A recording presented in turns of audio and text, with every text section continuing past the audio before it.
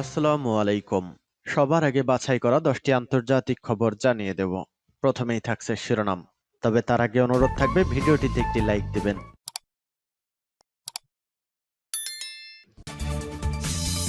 দখলদার ইসরায়েলি বাহিনী এবং লেবানন পুরোদমে যুদ্ধ চলছে, জানিয়ে দেব হাতে থাকা সর্বশেষ আপডেট আন্তর্জাতিক সংবাদ। প্রথমেই সংবাদ শিরোনাম। পশ্চিম তীরে গুলিতে 3 ইসরায়েলি নিহত।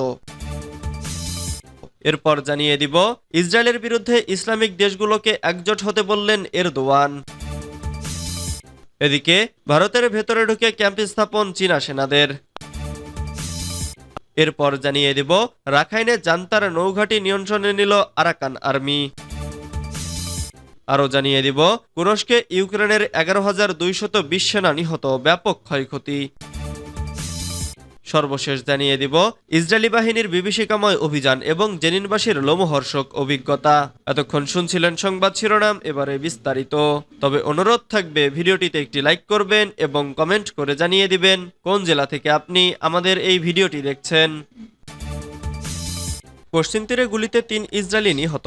জর্ডান ও ফিলিস্তিনের অধিকৃত পশ্চিম তীর সীমান্তে বন্দুক হামলায় 3 ইসরায়েলি বেসামরিক নাগরিক নিহত হয়েছেন।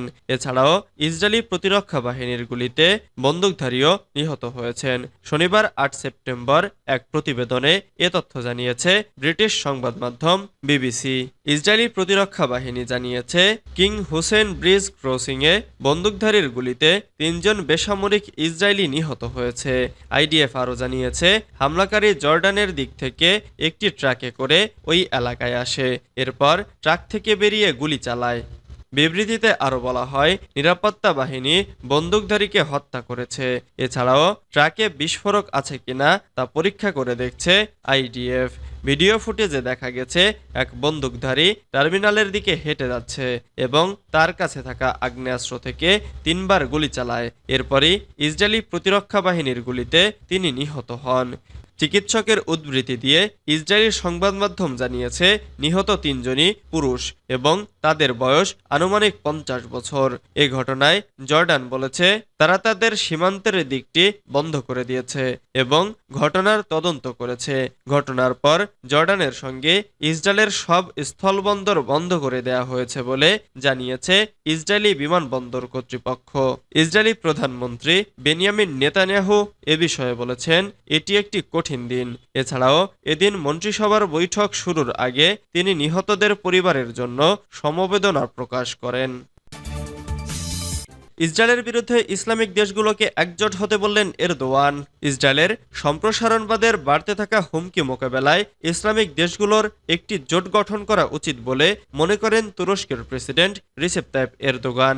অধিকৃত ফিলিস্তিনি ভূখণ্ড পশ্চিম তীরে অবৈধ ইহুদি বসতির সম্প্রসারণ অব্যাহত রেখেছে ইসরায়েল। এর বিরুদ্ধে গত শুক্রবার একটি বিক্ষোভ হয়। এতে অংশ নিয়েছিলেন তুর্কি আমেরিকান নারী আয়েশেনুর এজগি আইগি। ইসরায়েলি সেনারা মাথায় গুলি করে আয়েশেনুরকে হত্যা করেন বলে জানিয়েছেন ফিলিস্তিন ও তুরস্কের কর্মকর্তারা। ইসরায়েলি সেনাদের গুলিতে মার্কিন নাগরিক নিহত হওয়ার ঘটনায় হোয়াইট হাউস থেকে চরম বিরক্তি প্রকাশ করা হয়েছে। সেই সঙ্গে এ ঘটনার তদন্ত করতে ইসরায়েলের প্রতি আহ্বান জানিয়েছে যুক্তরাষ্ট্র। গতকাল শনিবার ইস্তাম্বুলের কাছে ইসলামিক স্কুলস অ্যাসোসিয়েশনের আয়োজনে একটি অনুষ্ঠানে এসেছিলেন এরদোয়ান।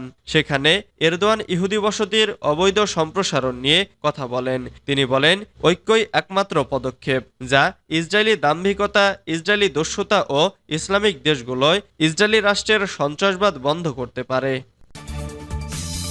ভারতের ভেতরে ঢুকে ক্যাম্প স্থাপন চীনা সেনাদের।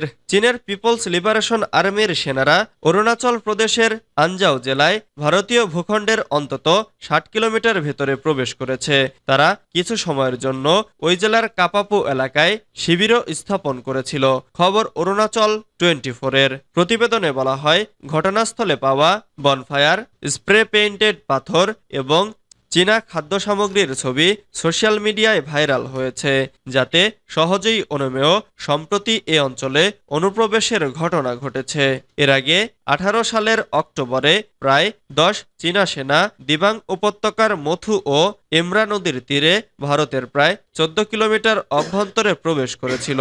সেখানে তারা তাঁবু স্থাপন করে কয়েক ঘন্টা অবস্থানের পর আবার ফিরে গিয়েছিল। 2019 সালের সেপ্টেম্বরে ইস্টার্ন অরুণাচল প্রদেশ সংসদীয় আসনের সংসদ সদস্য এবং অরুণাচল প্রদেশের বিজেপির তৎকালীন রাজ্য সভাপতি তাপিরগাঁও অরুণাচল প্রদেশের আনজাও জেলায় চীনের অনুপ্রবেশের একটি ভিডিও শেয়ার করেছিল। তাতে দেখা যায় চীনের সেনারা একটি নালার উপর কাঠের সেতু তৈরি করেছিল। রাখাইনে জান্তার নৌঘাঁটি নিয়ন্ত্রণে নিল আরাকান আর্মি। মিয়ানমারের রাখাইন রাজ্যে অবস্থিত জান্তা বাহিনীর একটি নৌঘাঁটির নিয়ন্ত্রণ নিয়েছে আরাকান আর্মি। গতকাল শনিবার রাখাইনের জাতিগত এই সশস্ত্র গোষ্ঠী এক বিবৃতিতে এ দাবি করেছে। আরাকান আর্মি এক বিবৃতিতে বলেছে, 1 মাস তুমুল লড়াইয়ের পর বৃহস্পতিবার রাখাইনের দক্ষিণাঞ্চলীয় শহর থানদের নাগপালি সৈকতের অদূরে নেভি সিল ট্রেনিং সেন্টারের নিয়ন্ত্রণ নিয়েছে তারা। আরাকান আর্মির নিয়ন্ত্রণে যাওয়া ওই ঘাঁটির নাম Central Naval Diving and Salvage Depot. প্রতিরোধের মধ্য দিয়ে প্রথম কোনো নৌ সদর দপ্তর নিয়ন্ত্রণে নিল প্রতিরোধ যোদ্ধারা। জান্তা বাহিনীর এই নৌঘাটির নিয়ন্ত্রণ নিতে গত 7 আগস্ট বড় পরিসরে এক অভিযান শুরু করে আরাকান আর্মি। প্রথমে নৌঘাটির আশেপাশের গ্রামে মোতায়েন জান্তা সেনাদের ওপর হামলা চালায় তারা। আরাকান আর্মির হামলার মুখে জান্তা বাহিনী নৌঘাটির আশপাশ ঘিরে 1200 জনের বেশি সেনা মোতায়েন করেছিল। পাশাপাশি প্রশিক্ষণরত নৌসেনারাও লড়াইয়ে অংশ নেন। যুদ্ধজাহাজ ও যুদ্ধবিমান থেকেও আরাকান আর্মির যোদ্ধাদের অবস্থানে হামলা চালানো হয়। এত কিছুর পরও জান্তা বাহিনী ঘাঁটিটির নিয়ন্ত্রণ ধরে রাখতে পারেনি বলে আরাকান আর্মির বিবৃতিতে দাবি করা হয়েছে। তুরস্কে ইউক্রেনের 11,220 সেনা নিহত, ব্যাপক ক্ষয়ক্ষতি।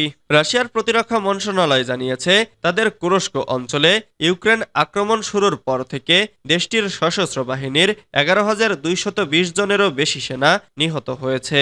এ সময়ে ইউক্রেন বাহিনী 87টি ট্যাঙ্ক, 74টি সেনাবাহক সাজোয়াজান এবং অন্যান্য সামরিক সরঞ্জাম হারিয়েছে। রোববার এক বিবৃতিতে রুশ প্রতিরক্ষা মন্ত্রণালয় এসব তথ্য নিশ্চিত করেছে। এতে বলা হয়, কুরস্ক অঞ্চলে যুদ্ধের সময় ইউক্রেনের সেনাবাহিনী উল্লেখযোগ্যভাবে ক্ষতিগ্রস্ত হয়েছে।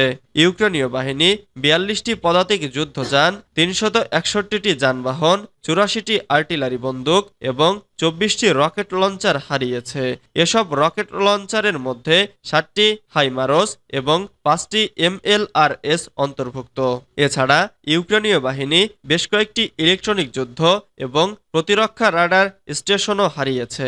এর মধ্যে গত 24 ঘন্টায় রাশিয়ার বাহিনী কুরস্ক অঞ্চলে ইউক্রেনীয় সেনাবাহিনীর 5টি আক্রমণ প্রতিহত করেছে, যাতে ইউক্রেনীয় সেনাবাহিনী 510 জন সেনা এবং 19টি সাজোয়াজান হারিয়েছে। ইসরায়েলি বাহিনীর বিভীষিকাময় অভিযান এবং জেনিনবাসীর লোমহর্ষক অভিজ্ঞতা। অধিকৃত পশ্চিম তীরের জেনিন শরণার্থী শিবিরের বাইরে দাঁড়িয়েছিলেন শেজা বওয়াকনেহ নামের এক ফিলিস্তিনি নারী। কয়েক বছর আগে তার বাবা ইসরায়েলি বাহিনীর হাতে এখানেই নিহত হয়েছিলেন। সম্প্রতি আবারও সেই জায়গায় এসে দাঁড়িয়েছিলেন তিনি। এবার তিনি অপেক্ষা করছিলেন একজন ইসরায়েলি সেনা কর্মকর্তার সিগন্যালের জন্য, যাতে তিনি এবং তার পরিবারের সদস্যরা শহরের প্রধান হাসপাতালটিতে যেতে পারেন।